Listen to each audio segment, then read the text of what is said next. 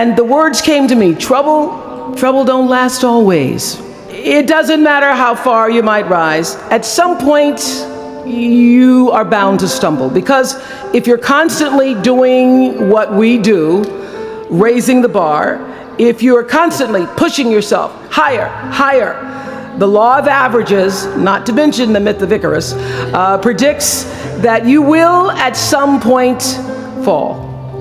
And when you do, I want you to know this, remember this, there is no such thing as failure. Failure is just life trying to move us in another direction. When you're down in the hole, when that moment comes, it's really okay to feel bad for a little while. Give yourself time to mourn what you think you may have lost. But then, here's the key. Learn from every mistake, because every experience, encounter, and particularly your mistakes are there to teach you and force you into being more of who you are. And then figure out what is the next right move. And the key to life is to develop an internal, moral, emotional GPS that can tell you which way to go.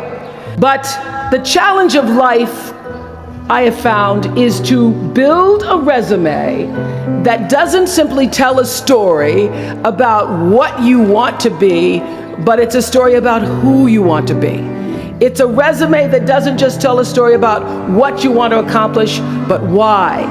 A story that's not just a collection of titles and positions, but a story that's really about your purpose. Because when you inevitably stumble and find yourself stuck in a hole, that is the story that will get you out. What is your true calling? What is your dharma? What is your purpose?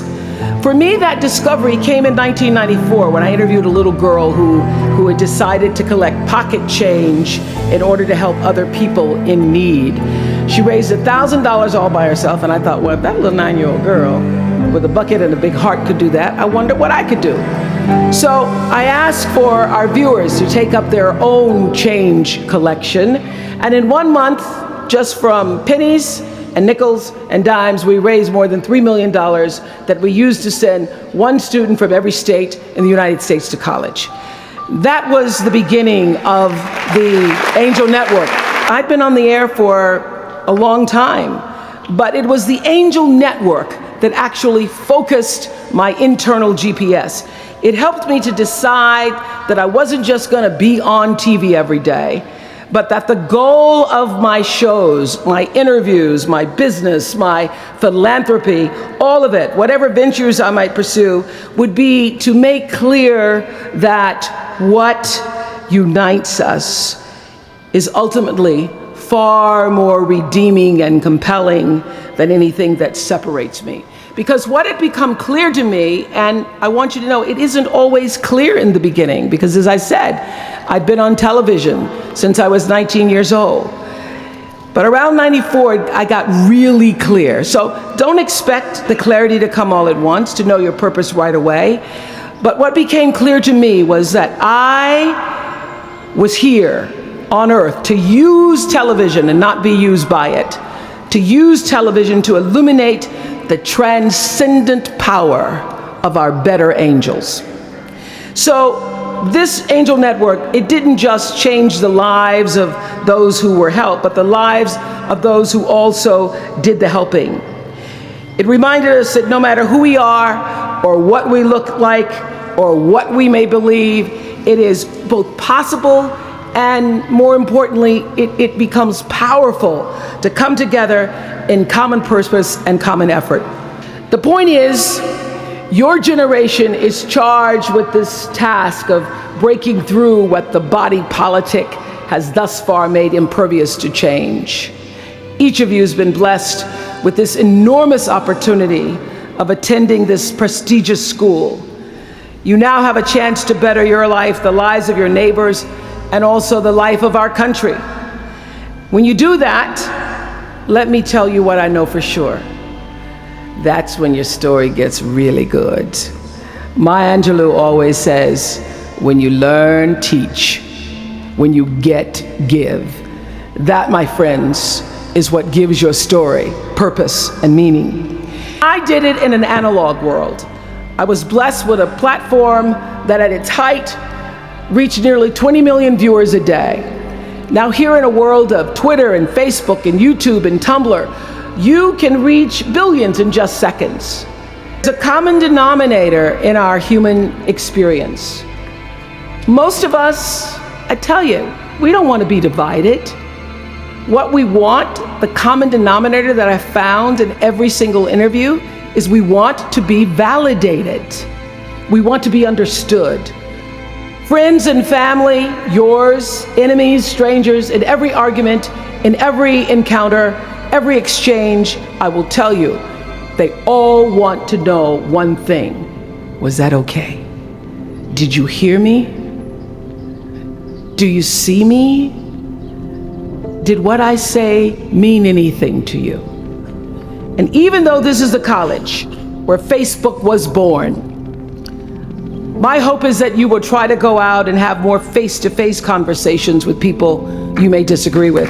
That you'll have the courage to look them in the eye and hear their point of view, and help make sure that the speed and distance and anonymity of our world doesn't cause us to lose our ability to stand in somebody else's shoes and recognize all that we share as a people.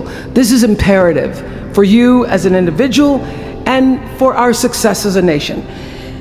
There has to be some way that this darkness can be banished with light.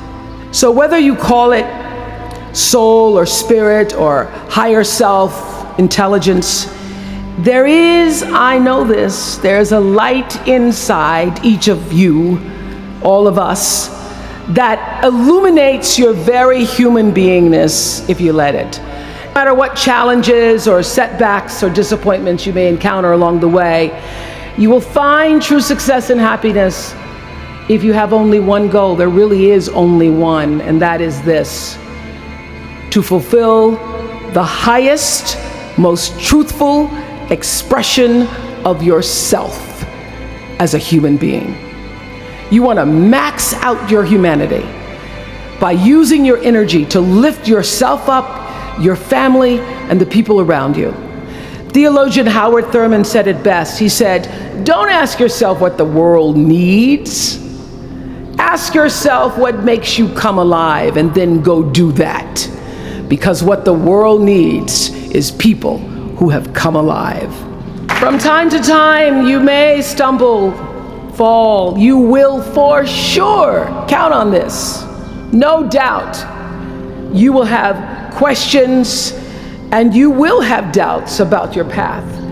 But I know this: if you're willing to listen, to be guided by that still small voice that is the GPS within yourself, to find out what makes you come alive, you will be more than okay.